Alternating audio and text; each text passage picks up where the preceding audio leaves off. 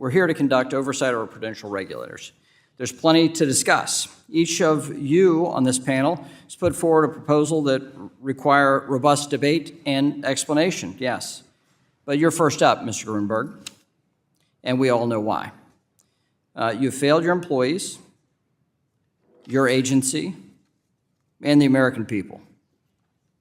The fact that you've not yet resigned proves that you take no responsibility for your actions, and the words that you've used so far also make it clear you take no responsibility for your actions. And let me be clear, showing up today is not an act of courage, it's an act of hubris. Last week, we were confronted with a report outlining appalling and abhorrent behavior at the Federal Deposit Insurance Corporation. This includes Mr. Chairman, your verbally abusive behavior. This is beyond partisanship. It is clear from this report that deep institutional changes at the FDIC are necessary. Mr. Grunberg, you are not the right person to lead those changes.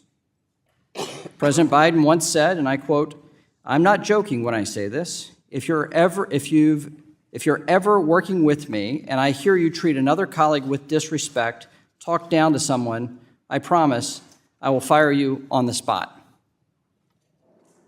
So I ask my colleagues, Democrat and Republican, the president as well, if that behavior outlined in this report doesn't rise to that level, what does?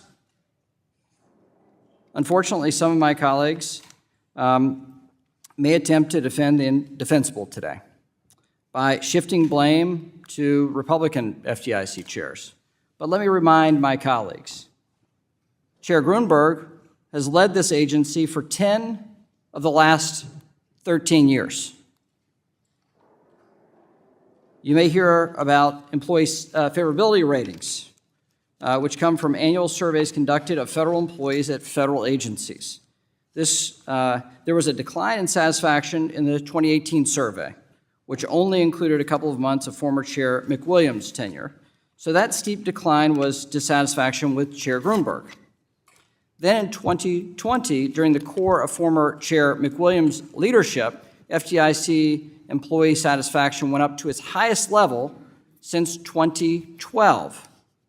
And that was before Mr. Grunberg's first stint as chair.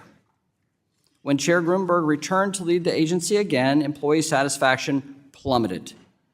So I employ my colleagues to be consistent when judging the behavior of our regulators. This isn't just about mismanagement, it's clear misconduct. It's a shame we have to spend this much time talking about your conduct and failed leadership.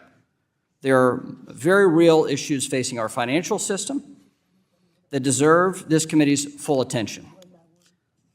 The Biden administration's banking regulators are busy pursuing serious agendas, some of us view as partisan agendas, that are focused on policies that don't support the economy, the financial system, and the safety and soundness of the financial system, or the needs of American families. But first, we have to focus on the conduct of the FDIC chair and ensure that this very important agency returns to a safe and sound manner and practice as our financial system needs it. So, we have significant proposals at the FDIC, yes, and at the Fed. And just earlier this week, Chair Powell testified that the Basel III endgame proposal would undergo significant changes, and I view that as quite promising. And I hope my colleagues will ask Mr. Barr about that as well.